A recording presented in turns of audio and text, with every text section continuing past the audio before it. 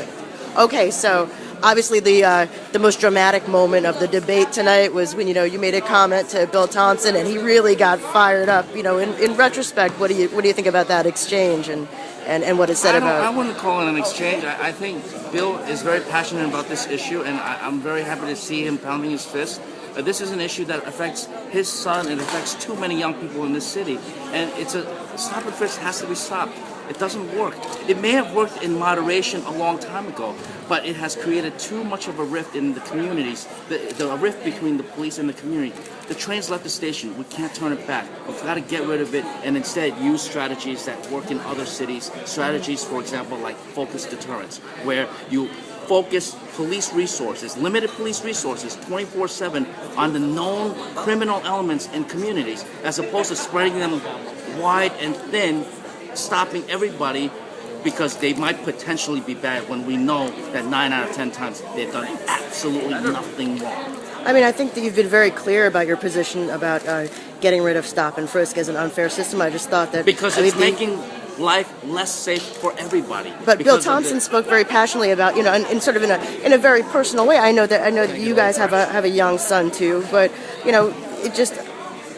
Did it change your thoughts on it any, or do you think it changed the dynamic of the debate or the forum any? His reaction. We've got to get the guns off the street. I completely agree with Bill on that. Okay. The problem is that the stop and frisk is not getting guns off the street. In less than one in 1,000 stops and frisks result in a gun being seized.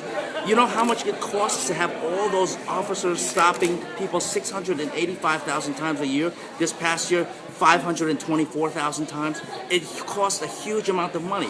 Why don't we just take a tiny fraction of that and use it in gun buyback programs? That would be much more effective in getting guns off the street. Why don't we just abolish it like you said? We appreciate you making that statement. We want to stop and frisk in our community. We're absolutely tired of it. And I appreciate that you had the guts to stand up in front of all your colleagues and say that we need to stop and frisk. It is absolutely ridiculous. And until they stop it, why don't you recommend that they put a camera and a microphone as mandatory on the uniform so that we will have a detailed record of exactly what happens during the stop and frisk.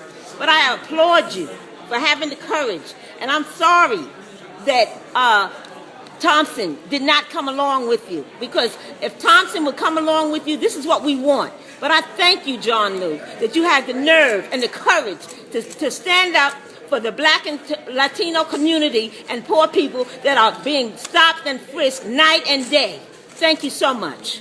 Thank you. Don't stop on my account. Thank you very much. I really much. appreciate you. Thank you. If the comments from a former comptroller whose son is possibly a target of stop and frisk, if Bill Thompson's comments are they enough to sort of get you to reconsider your position? I just answered. Maybe he needs his own video. Will you bring up Thompson's son again on the stop and frisk issue? Hold on a second. Bill brought up his son and what he said about having to teach his son how to handle a situation in an encounter with the police. That made me very angry as well, just as it makes Bill very angry. So we're in the same boat.